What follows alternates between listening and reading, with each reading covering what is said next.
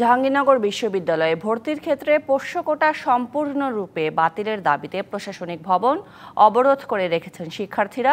দুপুর 2:30টার দিকে প্রশাসনিক ভবন অবরোধ করা হয়। ভেতরে আটকা পড়েছেন কর্মকর্তা-কর্মচারীরা।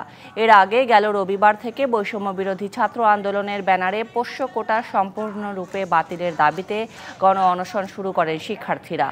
প্রশাসন পোষ্য কোটায় বেশ কিছু পরিবর্তন সহ 3টি দাবির সাথে একাত্মতা পোষণ করায় সোমবার মধ্যরাতে অনশন ভাঙেন শিক্ষার্থীরা। কিন্তু পোষ্য কোটা বাতিলের প্রতিবাদ জানাতে মঙ্গলবার দুপুরে প্রশাসনিক ভবনের সামনে জড়ো হয় কর্মকর্তা-কর্মচারীরা। অভিযোগ, এ সময় বৈষম্য বিরোধীদের একটি পোস্টার ছেঁড়া হয়।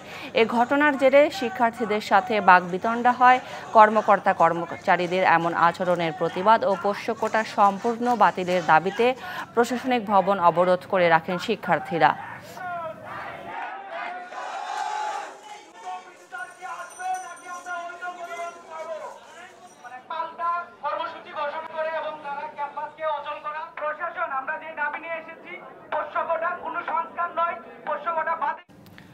এ বিষয়ে আরও জানাতে জাহাঙ্গীরনগর বিশ্ববিদ্যালয় ক্যাম্পাস থেকে সরাসরি যুক্ত হচ্ছেন সহকর্মী জোবায়ের আহমেদ।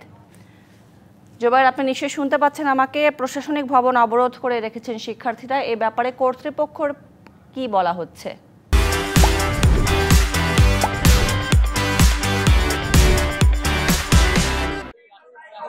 জি, আমি এই মুহূর্তে আছি জাহাঙ্গীরনগর বিশ্ববিদ্যালয়ের নতুন প্রশাসনিক ভবনের সামনে। আপনারা জানেন যে গতকাল পোষ্য কোটার যে সম্পূর্ণরূপে বাতিলের দাবিতে যে প্রশাসন তিনি সিদ্ধান্ত নিয়েছিল, তো তারই সেই সিদ্ধান্তের বিপরীতে কিন্তু আজকে কর্মকর্তা কর্মচারীরাও আজকে তাদের দাবি জানিয়েছিল এবং সেখানে তাদের একটু বাকবিতণ্ডা হয় এবং পরবর্তীতে শিক্ষার্থীরা এক্ষেত্রে কিন্তু বলে রাখি যে বৈষম্য বিরোধী ছাত্র আন্দোলনের ব্যানারে কিন্তু গতকাল আমরণ অনশন কর্মসূচি হচ্ছিল, কিন্তু আজকে কিন্তু বৈষম্য বিরোধী ছাত্র আন্দোলনের বাইরে গিয়েও একদম সাধারণ শিক্ষার্থীরা কিন্তু আজকের এই আন্দোলনে যোগ দিয়েছেন এবং তারা আসলে পোষ্য কোটা সম্পূর্ণরূপে বাতিল চান।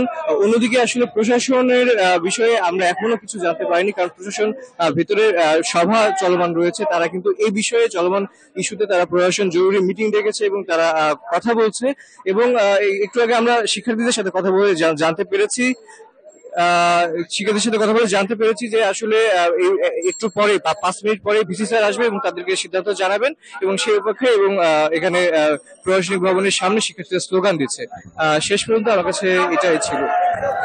জোবায়ের আহমেদ, ধন্যবাদ আপনাকে জাহাঙ্গীরনগর বিশ্ববিদ্যালয় ক্যাম্পাস থেকে যুক্ত হবার জন্য।